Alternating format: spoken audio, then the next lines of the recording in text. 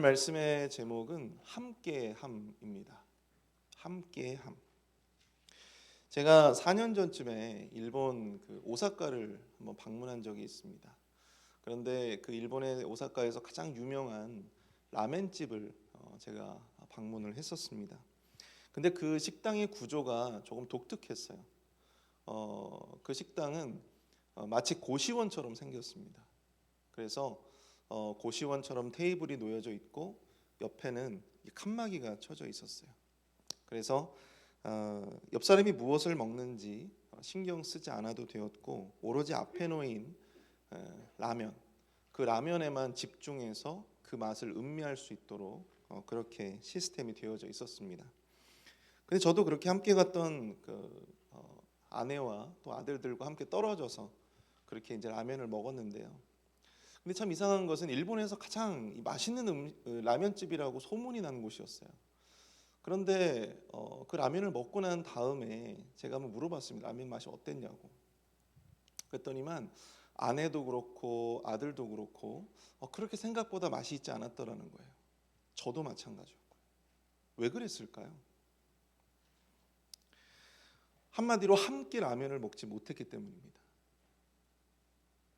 칸막이 때문에 이렇게 서로 분리가 돼가지고 저는 저대로, 또 아내는 아내대로, 아들은 아들대로 그렇게 라면을 먹어야만 했습니다. 우리가 보통 아무리 맛없는 음식도 함께 얼굴을 보면서 함께 이 맛을 음미하면서 그렇게 음식을 먹으면 맛이 더 느껴지잖아요. 그런데 그것을 하지 못하고 함께 라면을 먹지 못해서, 물론 그 사장은 라면의 어떤 고유한 맛에 집중하기를 원했을지는 몰라도 함께 그 맛을 나누었을 때의 시너지를 생각하지는 못했다라고 생각이 되었습니다. 그래서 참 아쉬웠던 순간이었어요. 그리고 제가 달라스에 있었을 때 아내와 한 3개월 정도 떨어져 지낸 적이 있었습니다. 별거를 했었어요. 별거. 근데 저 뭐 싸워서 그랬던 건 아니고요. 아내가 3개월 동안 한국에 나가 있었거든요. 아내하고 아들들이 또한 이렇게 한국에 나가 있을 동안 저는 이제 혼자 지내야만 했었는데, 처음에 한 3, 4일은 너무 좋았어요. 너무 자유롭고 너무 편안했습니다. 그런데 일주일이 지나니까요, 우리 강사 목사님도 말씀해 주셨듯이 집에 혼자 들어가기가 너무 싫은 거예요. 그리고 혼자서 집에 덩그러니 있는 것 자체가 그 적막함이 너무 싫었습니다. 그때 저는 깨달았어요. 왜 하나님께서 아담이 독처하는 것을 하나님이 싫어하셨을까? 그것을 제가 비로소 깨달을 수가 있었습니다. 사랑하는 성도 여러분, 오늘 본문은 우리가 왜 홀로가 아닌 함께 가야 하는지에 대한 그 이유를 설명해 주고 있습니다. 우리는 왜 함께라고 하는 가치를 추구하며 살아가야 할까요?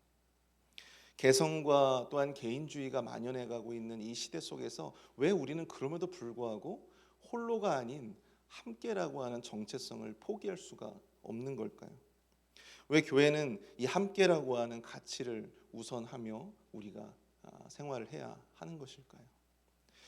우리는 오늘 이 새벽에 이 본문의 말씀을 중심으로 우리가 함께라고 하는 가치를 추구해야 하는 아주 중요한 이유에 대해서 함께 살펴보기를 원합니다. 첫 번째로 이 본문이 우리에게 주시는 영적인 교훈은 이것입니다.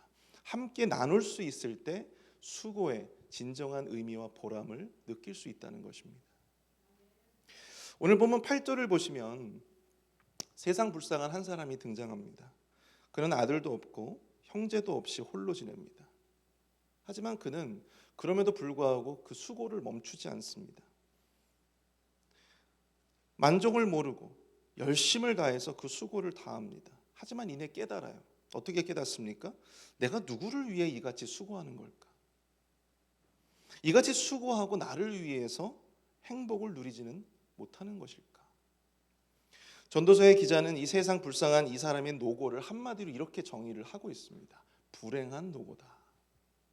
불행한 노고. 다시 말해서 헛되고 무의미한 불행한 수고, 불행한 노고라고 이야기하고 있는 것이죠.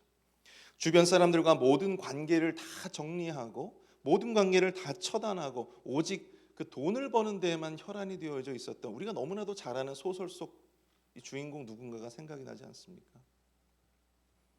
사랑하는 성도 여러분, 우리는 이 수고의 결실을 누군가와 함께 나눌 때에 비로소 그 수고에 대한 행복과 의미와 보람을 느낄 수가 있는 것입니다.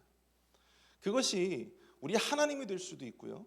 그것이 우리가 사랑하는 우리의 가족들이 될 수도 있습니다. 또 우리의 친구가 될 수도 있고, 또 교우들이 될 수도 있고, 또한 그것이 우리의 지인들이 될 수 있는 것이죠. 우리의 수고의 결실을 함께 나누고 함께 누릴 수 있는 누군가가 있음이 우리에게는 복된 것입니다. 수고와 노고의 결실을 나눌 누군가가 없이 홀로 그 수고와 노고를 하고자 할 때 거의 100이면 100 이런 위험에 빠질 수 있어요. 수고를 위한 수고를 하게 되고 노고를 위한 노고를 하게 돼요. 일을 위한 일을 하게 된다는 것입니다. 열심을 위한 열심을 낸다라고 하는 것입니다. 수고의 의미도 수고의 보람도 느끼지 못한 채 무의미하고 헛된 수고만을 할 뿐입니다. 그러니 그 삶이 결코 행복해질 수 없는 것이죠. 그 수고를 통해 어떻게 만족을 누리며 살아갈 수 있겠습니까? 삶에 대한 수고 그리고 삶에 대한 보람, 의미를 경험하고 싶으십니까? 그렇다면 그 보람을 누구와 나누고 있는지, 그 결실들을 누구와 나누고 있는지를 보시면 되는 것입니다. 우리의 수고와 노고로 인한 결실을 누구와 나누고 누구와 함께 누리고 있는지, 그것을 보면 알 수 있는 것이죠. 오직 자신의 쾌락과 욕망을 채우기 위해서 그저 열심을 위한 열심으로, 수고를 위한 수고로, 노고를 위한 노고를 하고 있지는 않습니까?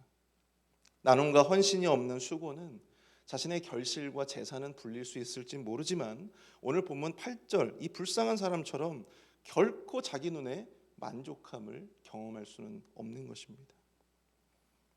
수고에 대한 그 어떤 의미나 보람도 느낄 수가 없다는 것이죠. 사랑하는 성도 여러분, 함께 나눌 수 있을 때 우리 수고가 의미 있음을 꼭 기억하실 수 있기를 축복합니다. 하나님과 그 결실을 함께 나누십시오.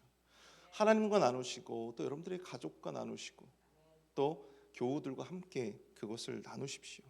우리가 사랑하는 누군가와 그 수고의 결실을 함께 누릴 때 우리의 수고는 복된 것이고 또 우리의 수고는 그만큼의 의미와 보람을 경험할 수가 있게 되는 것입니다. 두 번째로 함께함, 그것이 바로 우리의 능력이 된다라고 하는 것입니다. 오늘 본문 9절부터 12절까지 말씀을 한번 보실까요? 한 사람보다 두 사람이 주는 유익에 대해 소개하고 있습니다. 한 사람보다 두 사람이 유익한 이유가 무엇일까? 10절을 보시면 혹시 그들이 넘어지면 하나가 그 동물을 붙들어 일으키려니와 홀로 있어 넘어지고 붙들어 일으킬 자가 없는 자에게는 화가 있으리라. 둘이 있을 때 서로 의지할 수 있게 된다라고 하는 것입니다. 11절을 보시면 또 두 사람이 함께 누우면 따뜻하거니와 한 사람이면 어찌 따뜻하랴. 한 사람이 있을 때보다 두 사람이 있을 때 더욱더 따뜻하고, 마지막 12절을 보실까요? 한 사람이면 패하겠거니와 두 사람이면 맞설 수 있나니 세 겹줄은 쉽게 끊어지지 아니하느니라. 여러분들 예전 번역에는 이것을 뭐라고 기록을 해놨는지 여러분들 기억하십니까? 뭐라고 했죠? 그렇죠, 삼겹줄. 삼겹살이 아니라 삼겹줄이에요. 삼겹줄. 자, 9절부터 12절까지 소개된 이 두 사람이 가지는 유익은 제가 이 시간에 이것에 대한 정확한 어떤 세세한 어떤 의미를 여러분들에게 말씀드리지 않아도 우리가 충분히 공감할 수 있는 내용들이에요. 우리가 너무나도 잘 알고 있는 내용들입니다. 누군가 함께 동역한다는 것은 그 자체로 힘이 되고 능력이 되는 것입니다. 나와 함께하는 누군가가 있다는 것, 그건 말할 수 없는 힘과 용기를 가져다 주는 것이에요.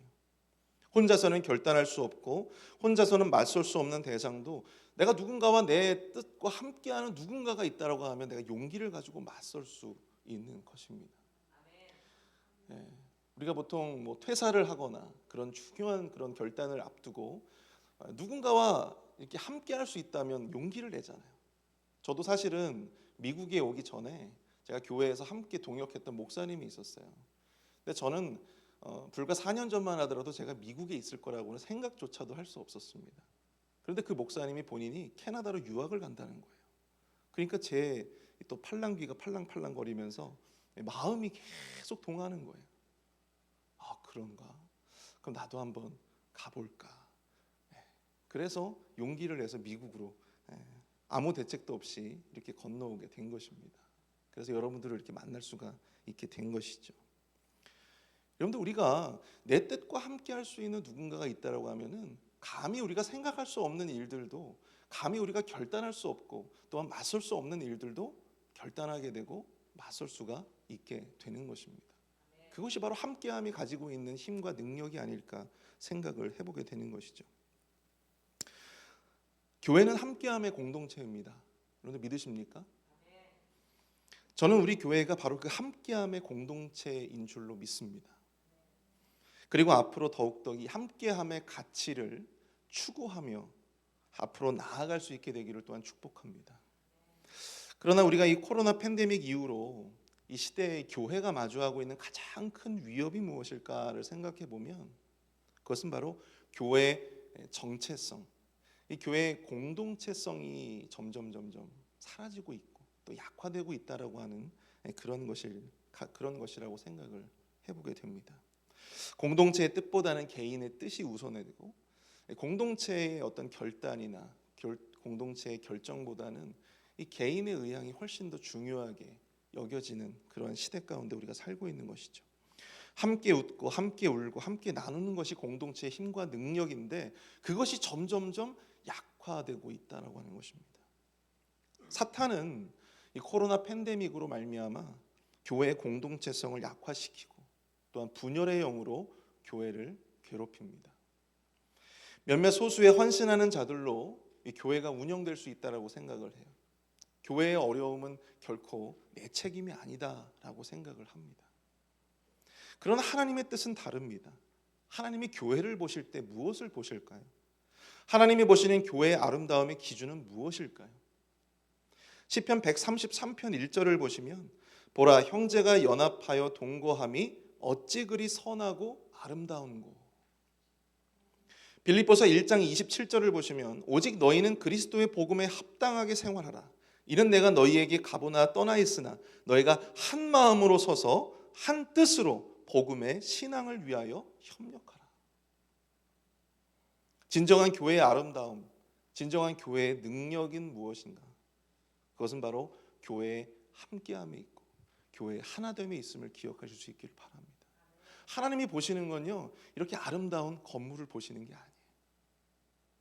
하나님이 보시는 것은요, 교회를 어떻게 장식하고 얼마나 많은 사람들이 모이고 얼마나 많은 사람들에 의해서 헌금이 쏟아져 나오고 이걸 여러분들 하나님께서 보시는 것이 아닙니다.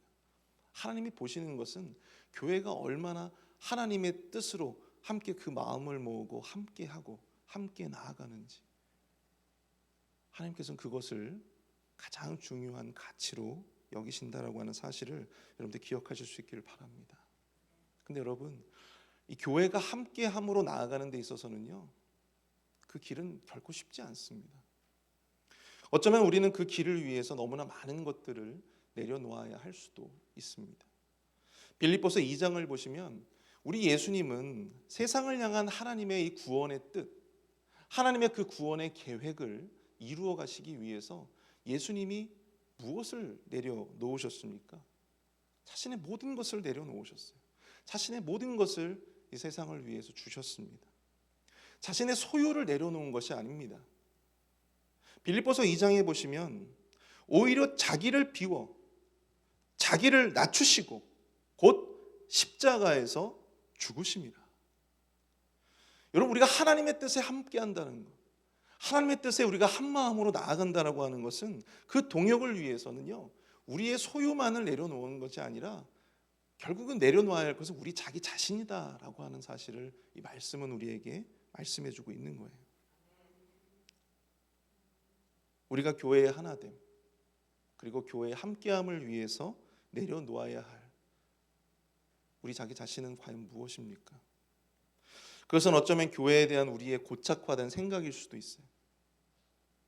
교회의 함께함을 방해하는 것은 우리가 교회에 대해서 가지고 있는 선입견 혹은 편견, 그리고 고착화된 생각일 수 있습니다. 또한 그것은 우리가 교회로부터 받은 상처일 수도 있어요. 교회 사람들로부터 받은 아픔이고 또한 상처가 될 수도 있는 거예요. 또한 그것은 우리의 게으름이 될 수도 있습니다. 어쩌면 그것은 교회를 향한 우리의 맹목적이고 그릇된 열심일 수도 있는 것입니다. 사람들의 인정과 사람들의 박수를 받기 위해서 열심을 다하는 것이죠. 열심을 위한 열심. 그것은 결코 하나님 앞에 온전하게 설 수 없는 것입니다. 교회의 함께함을 위해서 여러분들 우리가 내려놔야 할 것이 과연 무엇인지 오늘 하루 동안 우리가 곰곰이 묵상해 볼 수 있었으면 좋겠습니다.